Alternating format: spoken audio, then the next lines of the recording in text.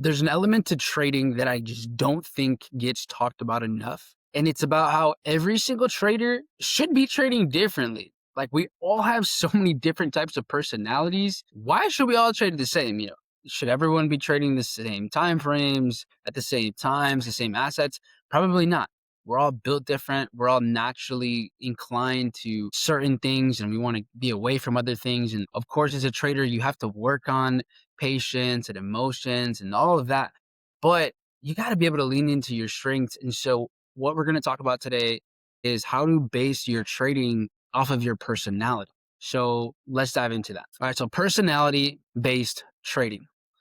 We're going to break this down to just a couple of things. So, whether fast or slower pace works better for you, approaching things a bit more aggressively or conservatively, whether you're already relatively patient and if you're not, that's actually okay, and how we can work with that. And then just your availability in general.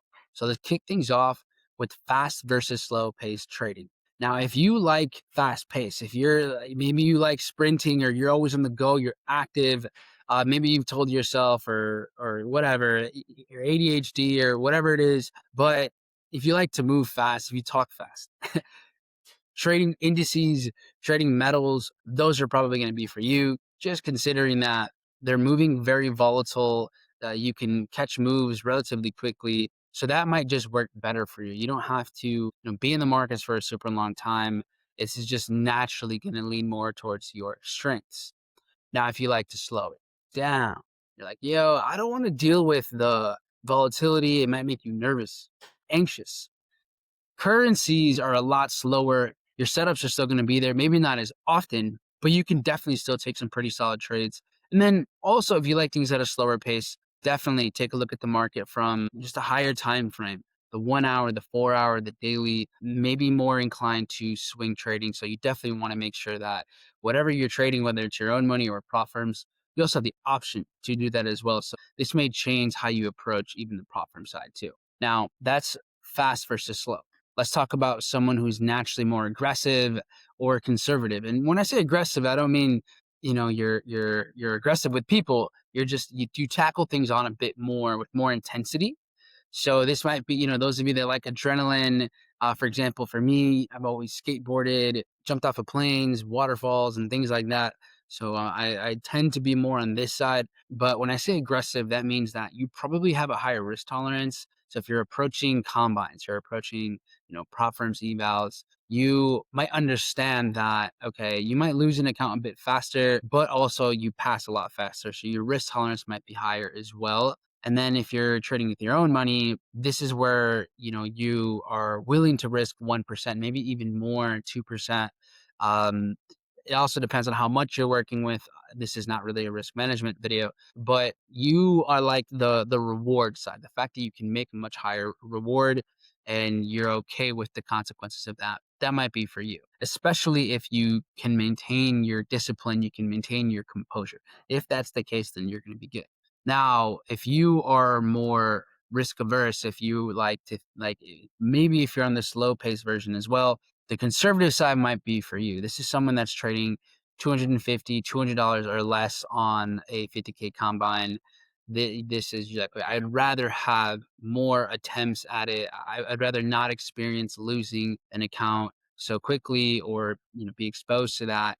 And you kind of want to approach it more slow and steady. Then this would be for you. Sometimes what you'll realize is your personality might not be fit for a risk model that you learned about. So it's not that you're maybe not very good at trading, you might be just fine. But there's certain parts of your system that don't align with you. So you're kind of getting in your own way. If you're trading your own money as well, this is where you're introducing 0.5% risk on your live accounts or less. And you're playing definitely a long game. If you are going to go conservative, then definitely you got to keep upping the size that you're working with. There's neither better or worse. They're just different. With that being said, talk about the patient traders and the less patient traders. Now, if you're pretty patient and you're not constantly, you don't need to check in on your charts all of the time, then you definitely should consider swing trading. Swing trading, typically you're on higher time frames. You're looking at the 1 hour, 4 hour, the daily, beyond that. And at this point, you're definitely someone that doesn't need to take profit every day. and you might also have entries less frequently. And also, this doesn't need to mean that you need to be a swing trader.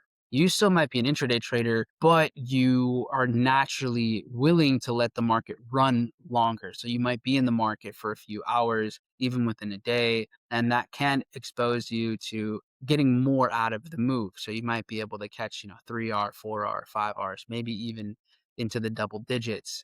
But that's because you're patient, right? Same thing that you are probably going to do better with losing because your risk reward can eventually come to fruition. Now, if you naturally feel like you surrender to your impatience, so you just you really struggle with it. Of course, it's something you want to work on, and there are tactics to improve on these things, but you don't have to struggle as much. You can form your trading system so you don't have to be in the markets for so long.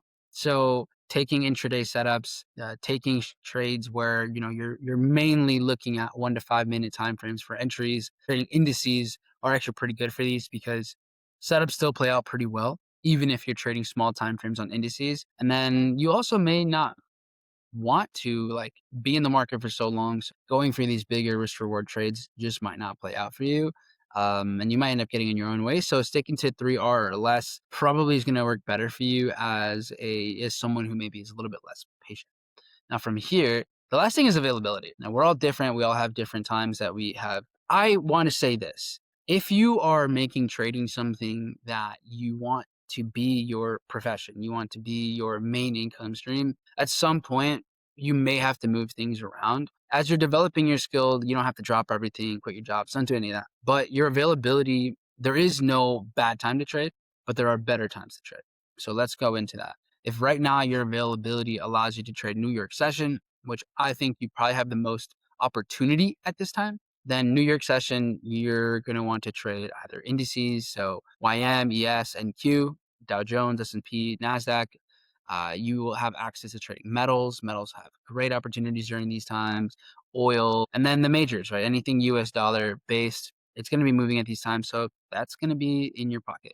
Now, let's say let's say you're in the US, right, and you're working 9 to 5, then you're looking at Asian markets. So Asian markets, these are probably better for the 9 to 5ers in the US. Obviously, if you're in other parts of the world, these things are going to change. But if Asian session works better for you, then definitely start taking a look at metals. There's great opportunities pretty often. I'd say almost just as often as there is in New York session, you're getting opportunities in Asian session. From there, you can take a look at Australian, New Zealand, or the yen, whether it's futures or cross pairs if you're trading CFDs.